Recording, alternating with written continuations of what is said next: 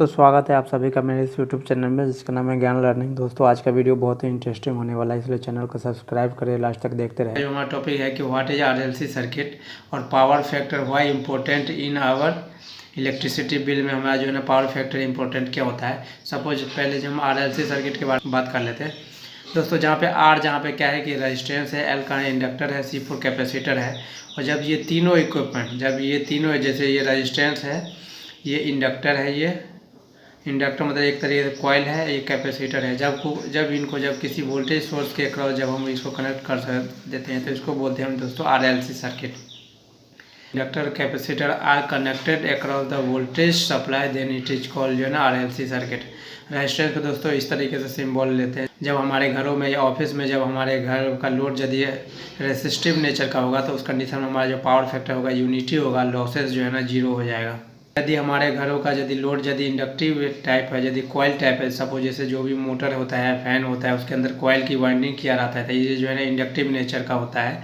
तो उस कंडीशन में इंडक्टर की कॉइल को जो है इस तरीके से डिनोट करते हैं। पावर फैक्टर जो है ना लेस देन 1 होता है।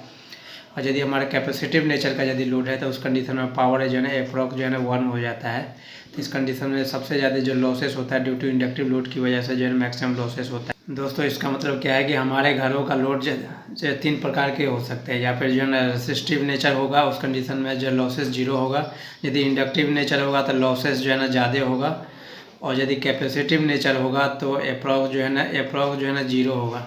इसका मतलब क्या है, रेजिस्टिव नेचर में क्या होता है कि वोल्टेज का साइनसोडियल वेव और करंट का साइनसोडियल वेव जो सेम फेज में होता है, जिस कारण जो cos 0 डिग्री बराबर 1 होता है। इसका मतलब power equal to voltage into current into cos phi होता है। और cos फाई का इसका मान जो है ना मैक्सिमम होने के लिए इसका मान जो है 1 होना चाहिए।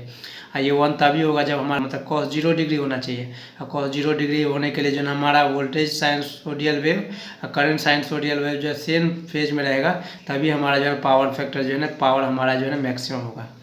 इस प्रकार दोस्तों हम जानते हैं पावर का जो फॉर्मूला होता है, पावर इक्वल टू होता है voltage into current into power factor. Power factor जहाँ पर क्या है कि cos फाई है, क्योंकि cos फाई का मान जो होता है 0 से लेकर के 1 के बीच में पावर का वैल्यू मैक्सिमम होने के लिए cos फाई का मान या पावर फैक्टर का मान 1 होना चाहिए। अब 1 कब होगा, जब 0 डिग्री होगा। 0 डिग्री कब होगा, जब हमारा जो रेसिस्टिव नेचर का होगा। रेसिस्टिव नेचर का कब होगा, जब हमारा वोल्टेज साइनसोडियल वेव करंट साइनसोडियल वेव जब हमारा सेम फेज में होगा, लॉसेस जीरो होगा और मैक्सिमम पावर का यूज होगा।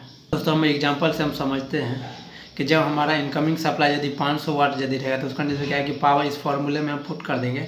500 यदि वाट है, अब वोल्टेज तो फिक्स रहता है। सपोज जैसे वोल्टेज जैसे 220 वोल्ट है, ये तो फिक्स है। और करंट का वैल्यू जो है ना वेरिएशन करेगा, आपका या तो कम आएगा या तो ज़्यादा आएगा या कम, डिपेंड करेगा हमारे लोड पे, एक साथ हम कितने लोड चला रहे हैं। यदि हमारे घरों का डिमांड जैसे 500 वाट है, 500 वाट जैसे ले रहे हैं, लेकिन इसका वोल्टेज मल्टीप्लाई करंट का मल्टीप्लाई कि 500 हुआ, लेकिन पावर फैक्टर यदि 0.7 हो गया तो इससे जब इसको मल्टीप्लाई करेंगे तो 350 हो जाएगा। इसका मतलब क्या है कि हमारा यूजफुल पावर कितना होगा, 350 हो गया। लेकिन हम ले तो 500 रहे हैं, तो 500 में 350 हटा देंगे तो माइनस कितना बच गया, 150 हो गया। मतलब हमारा 150 वाट जो है ना हमारा लॉसेस हो रहा है। हमारे इलेक्ट्रिसिटी बिल तो पेमेंट करना पड़ेगा हमें 500 वाट के हिसाब से, लेकिन यहाँ पे हमारा यूज हो रहा है केवल 350 वाट ओनली यूज हो रहा है। 150 वाट हमारा जो है ना लॉस हो रहा है due to less power factor की वजह से। नेक्स्ट दोस्तों हम बात करते हैं यदि पावर फैक्टर हमारा 0.8 यदि रहेगा तो उस कंडीशन में क्या है, 500 में 0.8 से यदि हम मल्टीप्लाई करेंगे तो हमारा कितना हो जाएगा, यहाँ पे 400 वाट ही यूज हो रहा है यहाँ पे इलेक्ट्रिसिटी। और यहाँ पे जो है ना 100 वाट जो है हमारा लॉसेस हो रहा है। नहीं, यदि पावर फैक्टर यदि हमारा 0.9 है तो उस कंडीशन में कितना होगा, 500 वाट हमने डिमांड किया है, लेकिन हमारा यदि इसे यदि मल्टीप्लाई कर देंगे तो हमारा जो है ना यूजफुल पावर ओनली जो है ना 450 हो गया। अब 50 वाट जो है ना हमारा लॉसेस हो गया। तो इसलिए जो है ना हमारा पावर फैक्टर जो है ना यूनिटी होता है, तो उस कंडीशन में हमारा जो है लॉसेस कम होता है। ये फर्स्ट एग्जाम्पल हमने लिया है। यदि हम सेकेंड एग्जाम्पल यहाँ पर लेके चलते हैं, यदि हमारे घरों का लोड यदि 1000 वाट यदि हम ले रहे हैं, उतना पावर हम लिए हैं, उतना पावर यूज होने के लिए ज़रूरी है कि वोल्टेज और करंट का मल्टीप्लाई 1000 हो जाना चाहिए। 1000 यदि हो गया, यदि पावर फैक्टर यदि हमारा उस कंडीशन में यदि 0.7 यदि है, यदि इंडक्टिव लोड जाते हैं तो उस कंडीशन में क्या है कि 1000 वाट में जो है ना 700 वाट ही हमारा जो है ना एक्चुअल में यूज हो रहा है। और जो है ना 300 वाट जो है ना हमारा जो है ना लॉसेस हो रहा है। क्योंकि हमें बिल जो पेमेंट करना पड़ेगा वो 1000 वाट के हिसाब से पेमेंट करना पड़ेगा, लेकिन एक्चुअल में जो है ना 700 यूज होता है हमारे इलेक्ट्रिकल इक्विपमेंट के थ्रू। 300 वाट जो है लॉसेस होता है। यदि हमारा पावर फैक्टर यदि 0.8 है तो 1000 में 0.8 से यदि मल्टीप्लाई करेंगे तो 800 वाट हमारा जो है एक्चुअल में यूज हो रहा है, और 200 वाट जो है ना हमारा जो है ना लॉसेस हो रहा है। इनकमिंग पावर सप्लाई यदि हम जो है 2000 वाट यदि हम लेते हैं तो उस कंडीशन में 2000 यहाँ से हम ले रहे हैं, लेकिन वोल्टेज करंट का मल्टीप्लाई करके सपोज जैसे 2000 यहाँ पे हो जाएगा, चूँकि अप्लाई वोल्टेज इक्वल टू हो गया वोल्टेज मल्टीप्लाई करंट, और यहाँ इसका वैल्यू मैक्सिमम होने के लिए इसका वैल्यू 1 होना चाहिए, लेकिन यहाँ पे 1 नहीं हो करके 0.6 है, तो उस कंडीशन में जो है ना केवल 1200 वाट ओनली यूज हो रहा है और 800 वाट यहाँ पे लॉसेस हो रहा है। इसी प्रकार यदि 0.8 यदि पावर फैक्टर होगा तो टोटल में यदि 0.8 से यदि मल्टीप्लाई कर देंगे तो यहाँ पे क्या हो गया 1600 वाट ही यदि यूज हो रहा है एक्चुअल में, और 400 वाट जो है ना लॉसेस हो रहा है। इस प्रकार दोस्तों हम देख लिए कि जैसे पावर फैक्टर जो है ना 0.8 या 0.9 होने से सबसे ज़्यादा पावर लॉसेस था 0.6 पावर फैक्टर में, उससे कम होता है 0.7 पावर फैक्टर में, उससे कम होता है लॉसेस 0.8 पावर फैक्टर में, और उससे कम होता है 0.9 पावर फैक्टर में। और यदि हमारा पावर फैक्टर यदि यूनिट हो जाए 1 हो जाए तो उस कंडीशन में हमारा जो लॉसेस जो है वो 0 हो जाता है।